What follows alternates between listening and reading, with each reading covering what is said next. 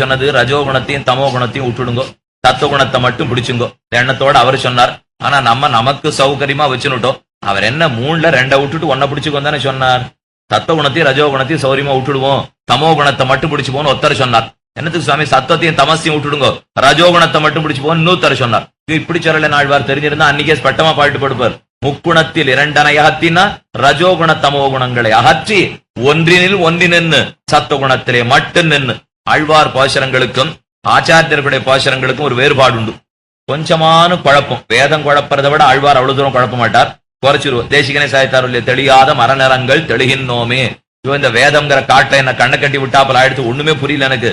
நல்ல வேளை 4000 பாசுரங்கள் பெற்றோனோ தெளிவு பெற்றேன் இன்னும் வேதாந்த தேசிகன் சாய்த்தார். அது கூட கொஞ்சம் குழப்பினாலும் குழப்பம். ஏன்னா ஆழ்வார் அப்பப்ப பாடுவார், நான் முக கடவுளெங்கோ நளிர்மதி சடையனெங்கோ கண்ணன கூமார் அறிய மாட்டேன், இவனேதாம் பிரம்மாவா இவனேதாம் விஷ்ணுவா இவனேதாம் இவனேதாம் சிவனா என அப்படியே பாடினா யாருன்னு தெரியாத கொஞ்சம் குழம்புவோம். இந்த குழப்பம் கூட ஆச்சாரியர்களுடைய திருவாக்கல் இருக்காது. இப்ப இது குழம்புறது சொல்லு. முக்குணத்தில் 2 அகத்தி ஒன்னினில் ஒன்னினா எதை விடன எதை பிடிச்சுக்கணும்னு தெரியல. இதே மணவாள மாமனிகளுடைய உபதேச ரத்னமாலை பாருங்க. ஆத்திகரும் நாத்திகரும் ஆத்திக நாத்திகருமாமி வரை முற்சொன்னவரும் பிற்சொன்னவரும் மூர்க்கரனா விட்டு. நாத்திகரும் ஆத்திகரும் ஆத்திக நாத்திகருமாமி வரை முற்சொன்னவரும் பிற்சொன்னவரும் மூர்க்கரனா விட்டு நடுச்சொன்னவரை நாளும் தொடர். இது மணவாள மாமனிகளுடைய திருவாக்கு. 3 பேரை பத்தி சொல்லியிருக்கார். நாஸ்திகன் ஆஸ்திகன் ஆஸ்திக நாஸ்திகன். அதுல இந்த 3 பேர்ல 2 பேரை விட்டுட்டு ஒத்தனை பிடிச்சுக்கோன்னு ஒரு சொல்லிட்டு போயிருக்கலாமோ இல்லையோ. சொல்லல பாருங்க, 3 பேருக்குள்ளே முன்னவரும் பின்னவரும் மூர்க்கரனா விட்டு. முன்னாடி சொன்னவனையும் பின்னாடி சொன்னவனையும் விட்டுடு. நாஸ்திகன ஆஸ்திக நாஸ்திகனையும் நடு சொன்னவரை நாளும் தொடர். நடுவுல சொன்ன ஆஸ்திகனை மட்டும் தொடர். ஆழ்வார் பாசுரத்துக்கு ஆச்சாரியன் பாசுரத்துக்கு இருக்க வித்தியாசம் தெரியணுங்கிறதுக்காக தெரிவித்தேன். அது கொஞ்சமான குழப்பமே தவிர இதுல குழப்பறதுக்கு இடமே இல்லை. இதுக்கு சொல்ல வந்தேன்னா சத்துவகுணம் ரஜோகுணம் தமோகுணம் இந்த 3னாலதான் நான் உந்தப்பட்டு செய்கிறேனே தவிர இதுல நானாக செய்வதற்கு எதுவும் கிடையாது என்று நினைத்து கொண்டு செய்கிறான் இவன். ஆக காரியதேகி அவச கர்ம சர்வஹா பிரகிருதி ஜெயிர் குணைகி. இந்த பிரகிருதி சம்பந்தத்தால் எனக்கு ஏற்பட்ட முக்குணம் அதனால விடாமல் செய்கிறான். ஒருத்தர் அழகா எழுதி வச்சிருந்தார், சத்துவகுணம் நிறைய இருந்ததுன்னா நம்ம ஒரு மாதிரி நடந்து போனான், ரஜோகுணம் நிறைய இருந்தா இன்னொரு மாதிரி நடந்து போனான், தமோகுணம் நிறைய இருந்தா வேற மாதிரி நடந்து போனான். சத்துவகுணம் நிறைய இருக்கிறவன் இந்த நாட்டுக்கும் சமுதாயத்துக்கும் என் சம்பிரதாயத்துக்கும் நான் இன்னும் உழைக்க வேண்டியது நிறைய இருக்கு, நான் கொடுக்க வேண்டியதுக்கு நிறைய இருக்கு என்ன நினைச்சுட்டே இருப்பான். சத்துவகுணமா இருந்தா. ரஜோகுணம் நிறைய இருந்ததுன்னா இந்த சம்பிரதாயமோ இதெல்லாம் இந்த சமுதாயமோ இந்த நாடோ இன்னும் எனக்கு செய்ய வேண்டியது நிறைய இருக்கு அப்படின்னு நினைச்சுட்டு இருப்பான் 2வது அதிகாரி. தமோகுணம் அதிகமா இருந்தா என்ன பண்ணுவோம் தெரியுமா? ஐயோ இந்த நாடே பத்தின்னு எரியறது, கிடைச்ச வரைக்கும் ஆப்ட வரைக்கும் லாபம் எடுத்துன்னு ஓடி பண்ணும் அப்படின்னு போடுவோம். இதான் சத்துவகுணத்துக்கு ரஜோகுணத்துக்கு தமோகுணத்துக்கு வித்தியாசம். இந்த 3 உந்தப்பட்டு தான் நான் நடக்கிறேனே தவிர அந்த 3ஐயும் சேர்த்து பெருமான் தான் நியமிக்கிறான். பிரகிருதி ஜெயிர் குணைகி. அடுத்த ஸ்லோகம் 6வது. கர்மேந்திரியாணி சம்யம்ய ய ஆஸ்தே மனசா ஸ்மரன் இந்திரியார்த்தான் விமூடாத்மா மித்யாச்சாரஹாச உச்சதே. மித்யாச்சாரம் பொய் நடத்தை உடையவன்.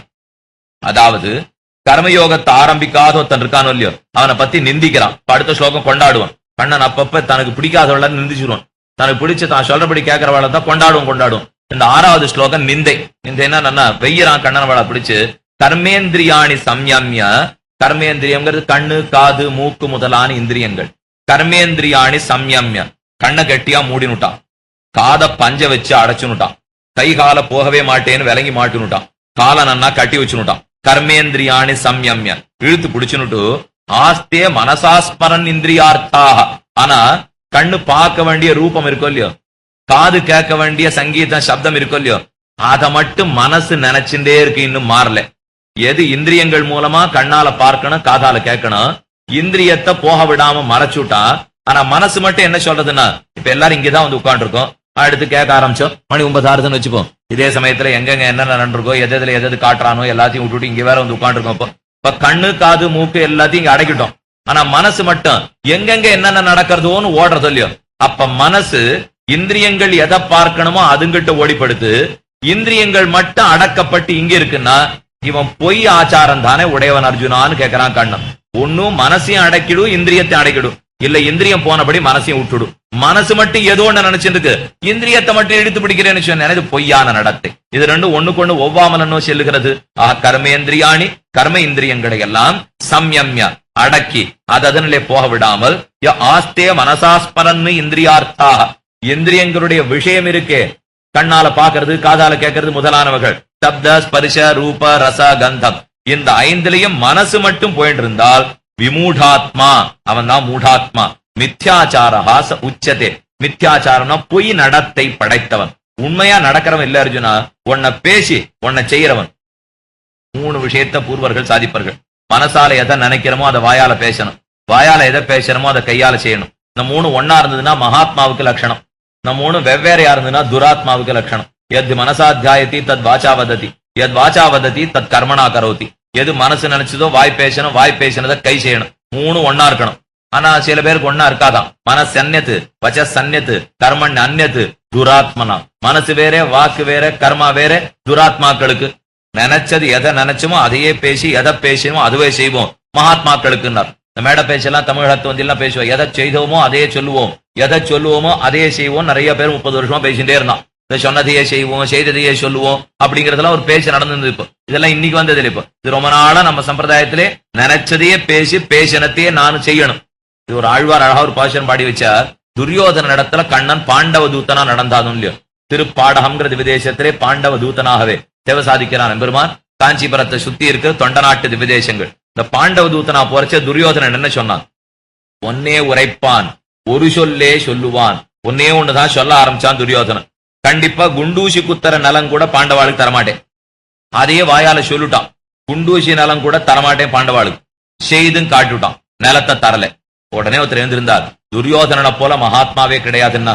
ஏன்னா குத்தூசி நலம் தரமாட்டேன்னு நினைச்சான், குத்தூசி நலம் தரமாட்டேன்னு சொல்லிட்டான், குண்டூசி நலம் கிடையாதுன்னு செய்யவும் செஞ்சு காட்டிட்டான். அப்ப 3 ஒன்னா இருக்கும் இல்லையோ, 3 ஒன்னா இருந்தா மகாத்மாவா இருக்கணுமேனு ஒருத்தர் எழுந்திருந்து கேள்வி கேட்டார். இது இப்படி வேற ஒரு அர்த்தம் வருமானு அப்பதான் தோணித்து. அப்புறம் தான் புரிஞ்சது, முதல்ல நினைச்சது சாஸ்திர சம்மத்தமா இருக்கணும். அப்படி வச்சுட்டோம் மத்ததெல்லாம் பின்னாடி ஓடி வந்துடும். நினைச்சது முதல்ல சரியானதான்னு புரிஞ்சுக்கோ, அப்புறம் நினைச்சதை பேசு, பேசினத்தை செய். நினைச்சதையே தப்பா நினைச்சுட்டு அதே பேசின அதே செய்தேன்னு சொன்னா அது மகாத்மாக்களுக்கு லட்சணம். கண்ணன் சாதிக்கிறான், இந்திரியார்த்தான் விமூடாத்மா மித்யாச்சாரஹாச உச்சதே, அவன் பொய் நடத்தை படைத்தவனாக சொல்லப்படுகிறான். அடுத்த ஸ்லோகம், யஸ்து இந்திரியாணி மனசா நியம்ய ஆரபதே அர்ஜுன கர்மேந்திரியைஹி கர்மயோகம் அசக்தா ச விசிஷ்யதே. இது கொண்டாட்டம். ச விசிஷ்யத்தேன்னு அவன் ரொம்ப வசந்தவன், அவன் தான் எல்லார விட சிறந்தவன். இந்த ச விசிஷ்டத்தேன எல்லார விட இல்ல, ஞான யோகியை காட்டில் இந்த கர்மயோகி தான் சிறந்தவன். இப்ப 2 பேரை பத்தி தான் பேச்சு கர்மனுக்கு. கண்ணன் இப்ப பக்தி யோக நிஷ்டனை பத்தி பேசவே வரல. அது 7வது அத்தியாயம்ங்கிறத முன்னாடியே சொல்லியிருக்கேன். 6வது அத்தியாயம் வரைக்கும் கர்மயோக ஞான யோக நிஷ்டனை பத்தி தான். அப்ப எந்த விஷம் பாடினாலும் என்ன ஸ்தோத்திரம் பண்ணாலும் இந்த 2 பேருக்குள்ளதான். அப்ப ஞான யோக நிஷ்டனை விட கர்மயோகிக்கு வைபவம் எதனாலே? யஸ்து இந்திரியாணி மனசா, இந்திரியங்களை அடக்குகிற துவாரம் தான் மனசு. யஸ்து எவன் ஒருவனோ என்னில், அதாவது ஒரு கர்மயோகி இந்திரியாணி தன்னுடைய இந்திரியங்களை எல்லாம் அடக்கியிருக்கிறான். மனசா, மனசால் அடக்கணும்.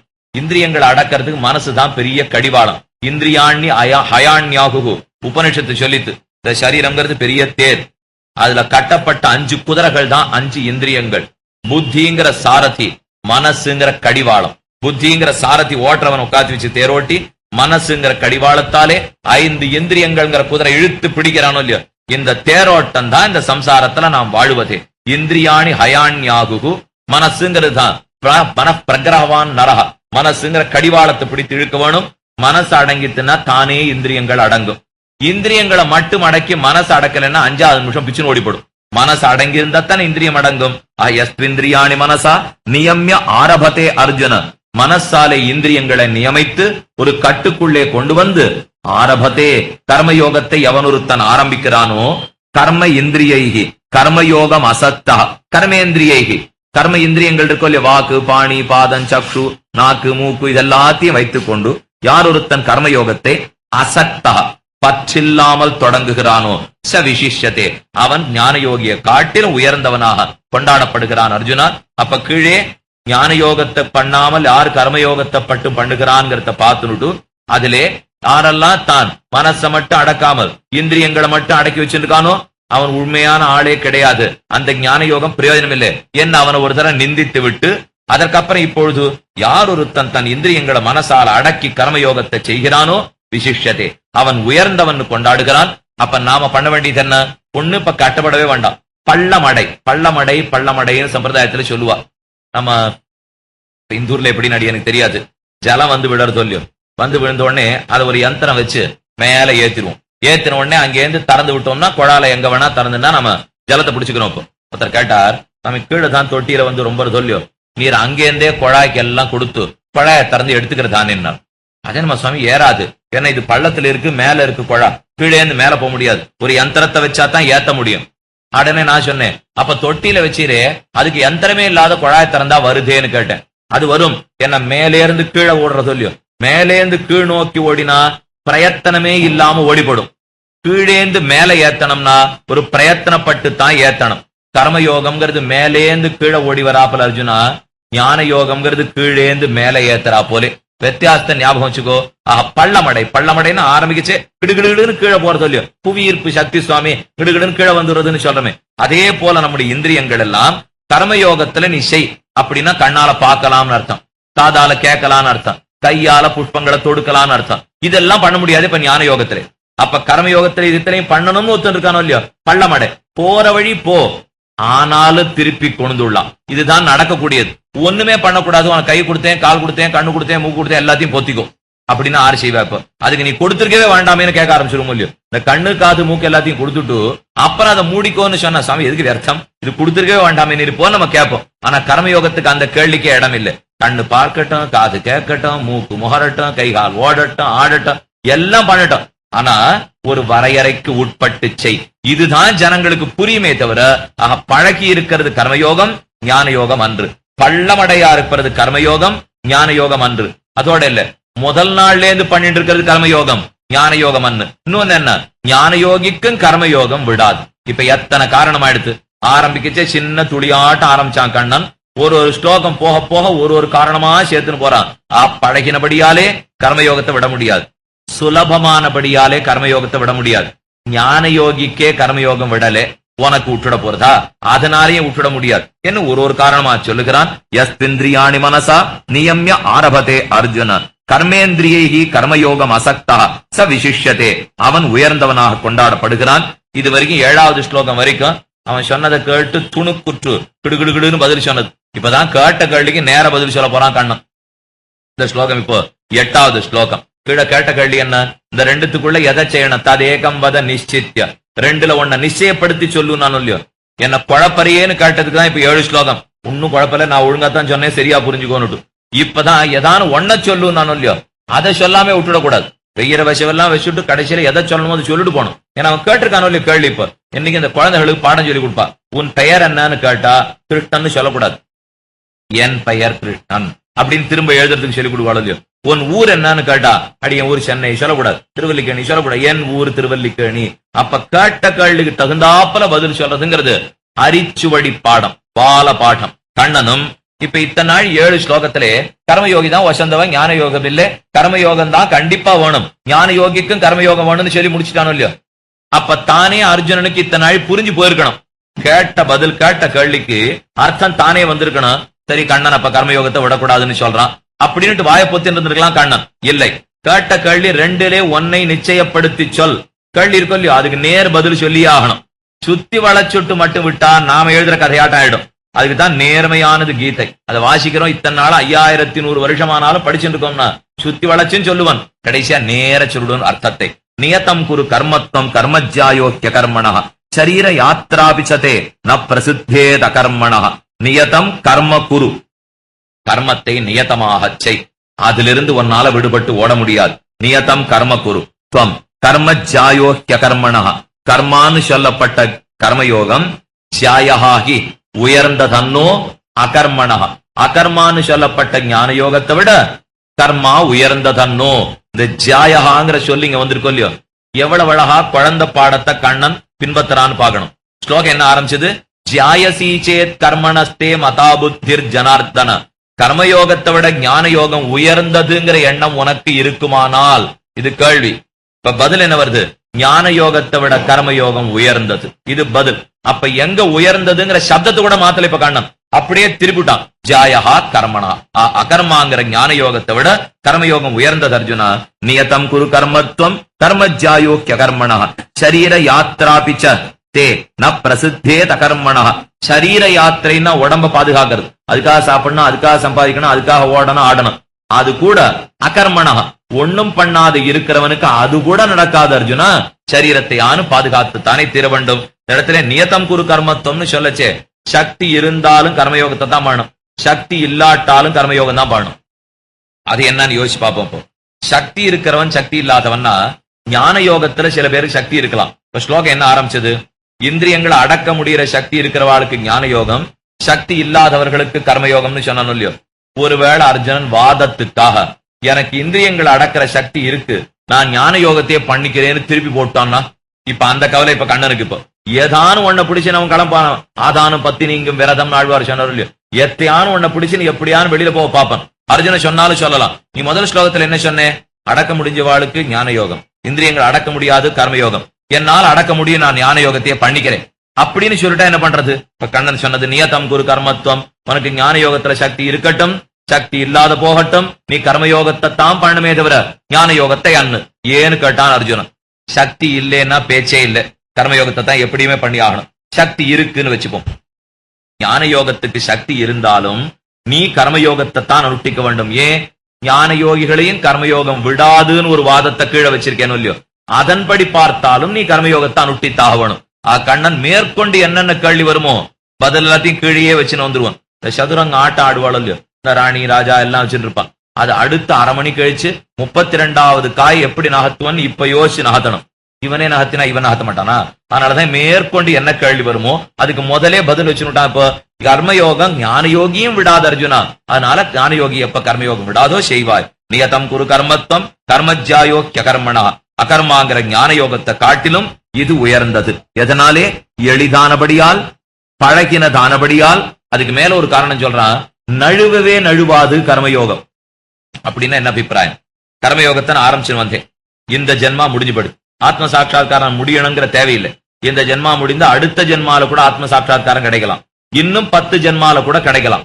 ஆனா கர்மயோகத்துல ஒரு லாபம் என்ன தெரியுமா? எது வரைக்கும் இந்த ஜென்மாவில் நான் கர்மயோகம் பண்ணி வந்திருக்கேனோ விட்ட இடத்திலேந்து தொடரலாம் அடுத்த ஜென்மாவில். ஆனா ஞான யோகத்திலே நான் பன்னெண்டே இந்த ஜென்மா முடிஞ்சு படுத்துன்னு வச்சுங்கோ, மறுபடியும் ஆரம்பத்திலேந்து தொடங்க வேண்டும் ஞான யோகத்திலே. இப்ப எது சௌரியம்னு நீயே பாத்துக்கோ அர்ஜுனா. இதுவான விட்ட இடத்துல இருந்து ஆரம்பிக்கலாம். ஆனா ஞான யோகம்னா விட்ட இடத்துல தொட முடியாது. அடிய புடிடா பாரத பட்டான்னு சொல்றோம் இல்லையோ, அடியிலே இருந்து மறுபடியும் ஆரம்பிச்சுக்க வேண்டியதான். அதனால ஞான யோகத்தை விட கர்மயோகம் சௌகரியம். இந்த 2 விதமா கேள்வி பதில் நிகழ்ச்சி எல்லாம் நடத்துறாளே, அதுக்கு ஒரு கேள்வி கேட்போம். கேள்வி கேட்டா 2 மதிப்பெண் கொடுப்பா, இல்ல 5 கொடுப்பா. 1 2 3 4 போயிட்டே இருந்தா இப்படியே போனா தேவையில்லை. இப்போ ஆனா தப்பான பதில் சொன்னா 5 குறைப்பேன்னு ஒரு போட்டி இருக்கும் இல்லையோ, அதுங்கிட்ட போறதுதான் ரொம்ப ஜாகிரதையா இருக்கணும். அதுதான் இப்ப ஞான யோகம். நேரம் மேல சொல்லிட்டே போனா கூட தேவையில்லை. இப்போ இன்னமும் இந்த ஜென்மத்தில் இல்லைன்னா அடுத்தது கிடைக்கும்னா, அடுத்தது இல்லைன்னா அடுத்தது கிடைக்கும்னாலும் நம்பலாம். ஆனா ஞான யோகத்துல அடுத்தது போனா பண்ணதெல்லாம் போடுத்து திரும்ப ஆரம்பினானா இது நமக்கு ஆகாது. அதனாலதான் நியதம் குரு கர்மத்துவம் கர்மஜ்யாயோக்கிய கர்மணா சரீர யாத்ராபிச்சதே ந பிரசித்தே தகர்மணா. அகர்மாவை காட்டிலும் கர்மான்னு சொல்லப்படுற கர்மயோகம் உயர்ந்தது சாதித்தான். சரீர யாத்ராபிச்சனதே, சரீர யாத்திரை கூட பாதுகாக்க முடியாது கர்மயோகம் இல்லைன்னா. சரீரம் சரீரம் நாம் எல்லாரும் சொல்லிப்போம். தேகம்னு ஒரு பேர் உங்களுக்கு தெரியும், சரீரம்னு ஒரு பேர். இந்த உடலுக்கு தான் ரெண்டுமே சம்ஸ்கிருதம் குறிக்கும். தேகான்னு சொன்னாலும் உடம்பு தான், சரீரம்னு சொன்னாலும் உடம்பு தான். ஆனா ரெண்டும் வெவ்வேறு அர்த்தம். இந்த 2 சப்தத்தையும் ஒரே இடத்துல பிரயோகப்படுத்திடக்கூடாது. இப்ப சன்னியாசிக்கிற இடத்துல போறோம், மட்டாதிபதிகளை சேவைக்கு போறோம். சேவைக்குச்சே திருமேனி பாங்கா இருக்கான்னு அவளை கேட்கவே கூடாது. அது கிரகஸ்தனை பார்த்து கேட்க வேண்டிய கேள்வி. மட்டாதிபதிகள் சன்னியாசிகளை சேவைக்கு போனால் நித்திய திருவாராதன காலக்ஷேப ததியாராதனாதிகள் குறைவர நடக்கின்றனவா இப்படின்னா அவளுக்கு சில பிரச்சனை பண்ணணும். உடம்பெல்லாம் நல்லா இருக்கா, வியாதி ஒண்ணு இல்லையா, சாப்பிட்டு இருக்கீங்களா, அவளை பார்த்து கேட்க கூடாது. அது நம்மளை பார்த்து கேட்க வேண்டிய கேள்வி. அவர்களை பார்த்தா திருவாராதனை நித்தியம் நடக்கிறதா, ததியாராதனங்கள் நித்தியம் நடக்கிறதா, காலக்ஷேபாதிகள் நித்தியம் நடக்கிறதா, இந்த 3 தான் அவர்களை பார்த்தா கேட்கணும். இப்ப நாமே ஒருத்தர் பார்த்தோம், 10 வருஷத்துக்கு முன்னாடி ஒருத்தர் பார்த்தேன். இன்னைக்கு அவர் எங்கேயோ போயிருக்கிறச்ச திருக்கடன் மலையில பார்த்தேன். ஆனா இழைச்சிருந்தார். சுவாமி ரொம்ப இழைச்சிருக்காப்பல இருக்கேன். சரீரம் தான் என்ன, சீரியத்தேதி சரீரம். சீரியத்தேன்னா இழைச்சுட்டே போறது இல்லையோ, அதுக்கு சரீரம்னு பேர். அதே திக உபச்சயேன்னு தாத்து. 10 வருஷத்துக்கு முன்னாடி பார்த்தேன், இன்னைக்கு ரெட்டையா மாறி இருந்தார். அவரை பார்த்து சுவாமி ஏதோ பெருத்திருக்காப்புல இருக்கேன்னு கேட்டேன். சரீரம் தானேன்னு சொல்லக்கூடாது, தேகம் தானேன்னு சொல்லணும். வளர்ற உடம்புக்கு தேகம்னு பேர், இழைக்கிற உடம்புக்கு சரீரம்னு பேர். இந்த மாதிரி எல்லாம் வேற எந்த பாஷையிலும் வித்தியாசப்படுத்தவே முடியாது. வளர்ற உடம்பா இருந்தா உடம்புங்கிறது மாறுதலுக்கு உட்பட்டது. அது வளரலும் வளரலாம், இழைக்கும் இழைக்கலாம் இல்லையோ. இங்க கண்ணன் சரீர யாத்ராபின்னு சொல்லியிருக்கான். ஏன் தேக யாத்ராபின்னு சொல்லிருக்கலாம் இல்லையோ? சரீர யாத்ராபின்னு சொல்லி தேக யாத்ராபின்னு சொல்லாத காரணம்னா சரீர